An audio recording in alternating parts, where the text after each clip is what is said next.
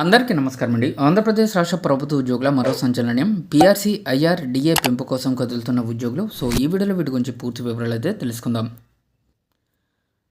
తమ డిమాండ్ల సమస్యలపై ఆందోళన చెందుతున్న ఆంధ్రప్రదేశ్లోని ప్రభుత్వ ఉద్యోగులు మరో కీలక నిర్ణయం తీసుకున్నారు. వేతన సవరణ సంఘం డిఏ పెంపుతో పాటుగా ఐఆర్ పెండింగ్ బిల్లుల కోసం ప్రభుత్వానికి అల్టిమేటం జారీ చేశారు.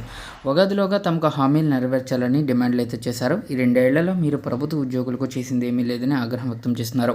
పీఆర్సీ లేదు, ఐఆర్ లేదు, బకాయిలు ఊసేలేదని తమ ఆవేదనను వివరించారు.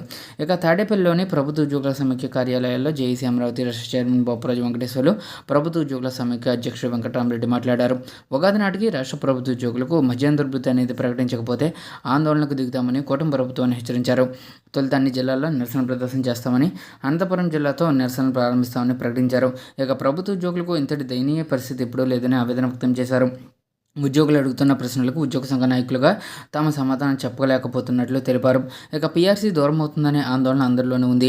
ఐఆర్ ప్రకటించకపోవడం చరిత్రలో ఇదే తొలిసారని ప్రభుత్వ ఉద్యోగుల సమైక్య అధ్యక్షుడు వెంకటరామరెడ్డి గుర్తు చేశారు.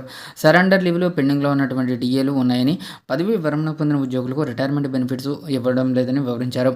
పెన్షనర్లు, చనిపోయిన ఉద్యోగుల కుటుంబాల పరిస్థితి దయనీయంగా ఉందని వాపోయారు.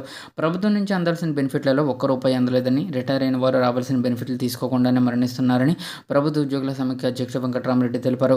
ఉద్యోగులకు 30,000 కోట్లు, పెన్షనర్లకు 10,000 కోట్ల బకాయిలు ఉన్నాయని వివరించారు. పాలనలో తాము ప్రభుత్వానికి సహకరిస్తున్నా ప్రభుత్వం నుంచి తమకు సహకారం అందడం లేదని పేర్కొన్నారు. ఇది మంచి ప్రభుత్వం కానే కాదు, ముంజన్ ప్రభుత్వాన్ని ప్రకటించారు. గ్రామ వార్డు సచివాలయ ఉద్యోగులను బానిసల కంటే హీనంగా చూస్తున్నారని ఆవేదన వ్యక్తం చేస్తున్నారు.